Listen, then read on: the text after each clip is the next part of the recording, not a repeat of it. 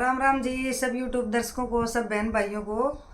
आज हम लेके आए हैं आपके लिए एक साक्षात ठाकुर जी की कथा, राजस्थान करौली गांव की, जहां भगवान जी आज भी विराजमान हैं साक्षात रूप में। भगवान मदन मोहन जी की करौली राजस्थान की घटना सनातन इतिहास के झरोखे से। इसको धैर्य से सुनना, भावुक कर देने वाली कथा है। ये कथा मैंने बहुत टाइम से संभाल के रखी हुई है कि अपने YouTube दर्शकों से मैं इसको शेयर करूं। जयपुर के राजा की पुत्री ठाकुर जी की बहुत बड़ी भगत थी। ये जयपुर के राजा और उनकी पुत्री की कहानी है। जयपुर के राजा की पुत्री ठाकुर जी की बहुत बड़ी भगत थी। सुबह से लेकर शाम तक, बचपन से लेकर जवान होने तक उन्होंने ठाकुर जी की हमेशा सेवा करी, उन्हीं की सेवा में लीन रही। उन्हीं की सेवा करते करते बेटी जवान हो गई। बेटी जवान हुई तो पिताजी को चिंता सताने लगी कि बेटी का विवाह करना है। तब राजा ने बेटी के लिए वर तलाशना शुरू किया। बेटी का रिश्ता हुआ राजस्थान के करौली गांव में। और करौली गांव, कभी किसी भी बहन भाई को जाना हो तो ठाकुर जी के दर्शन जरूर करके आना कि ये सुना गया है ठाकुर जी आज भी साक्षात रूप में दर्शन देते हैं अपने भक्तों को। इसी कथा के ऊपर एक करौली गांव प्रसिद्ध है कि वहाँ राजा की बेटी के साथ भगवान जी वहाँ गए हैं राजा के घर से। अब राजा ने बेटी के लिए दहेज जुटाया, पूरा सामान ले आए। बेटी को बोले कि बेटी हम सब कुछ तेरे लिए ले आए हैं, तो तुम्हारी इच्छा क्या है? तुम अपनी इच्छा बताओ, अपनी इच्छा से मांगो कि तुम्हें दहेज में क्या चाहिए। सब कुछ तो हम ले आए हैं, अब तुम भी बता दो। अब बेटी ने सोचा मैं क्या मांगूं, मेरे पास तो सब कुछ है। फिर बेटी ने कहा पिताजी अगर आप कुछ देना ही चाहते हैं तो मुझे आप ठाकुर जी दे दीजिए।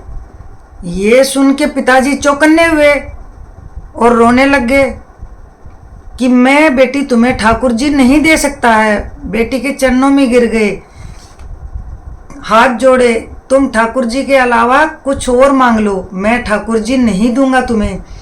ठाकुर जी को मैं वृंदावन से मुगलों से बचाकर उनकी रक्षा करके मैं अपने घर में लाया हूँ। तब से वो मेरे हृदय में बसे हैं, मेरे दिल में बसे हैं। मैं सुबह शाम उनके बिना नहीं रह सकता हूँ, उनकी सेवा में मैं लगा हूँ। बेटी ने भी जिद पकड़ ली।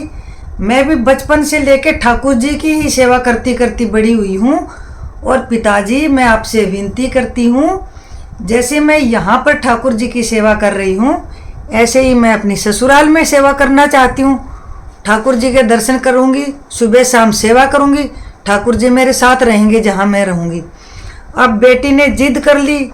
पुत्री की माँ ने कहा राजा को, जब बेटी ने इतनी जिद पकड़ ली है तो आप ठाकुर जी दे दीजिए ना बेटी को। अब राजा ने रानी को भी बोल दिया कि मैं ठाकुर जी नहीं दे सकता हूँ बेटी के साथ, ठाकुर जी के बदले धन दौलत जो कुछ चाहिए मांग लो।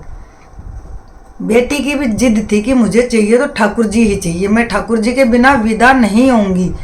बेटी ने भी साफ साफ पिताजी को बोल दिया मैं ठाकुर जी के बिना शादी करके नहीं जाऊंगी।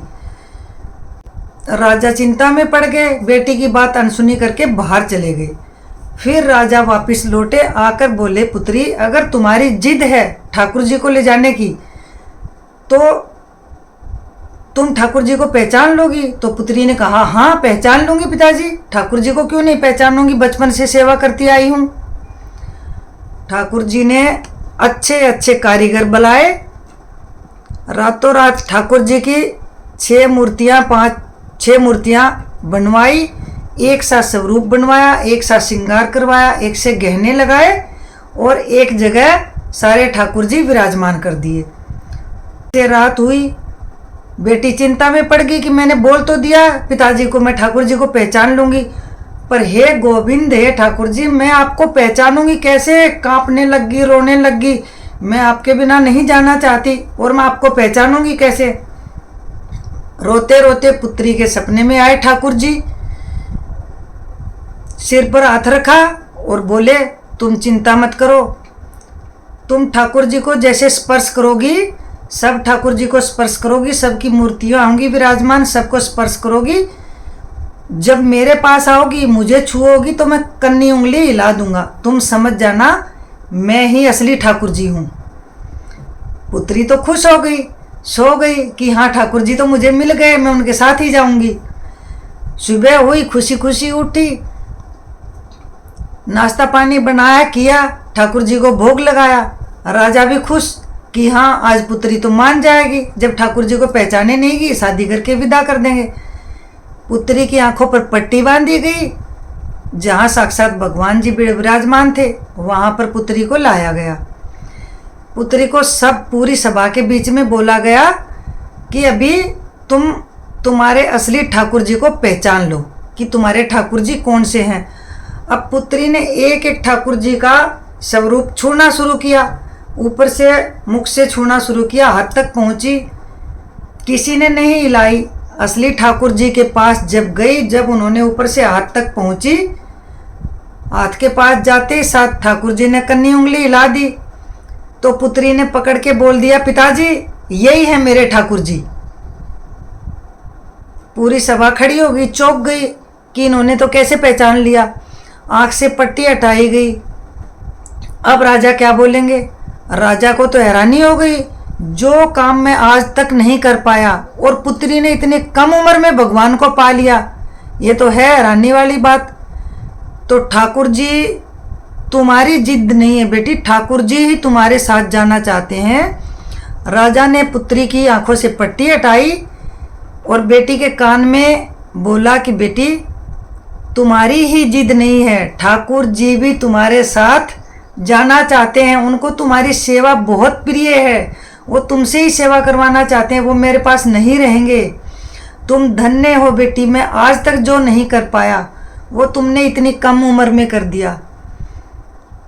इतनी सी कम उम्र में बेटी को दामाद के साथ और ठाकुर के साथ विदा किया राजा ने।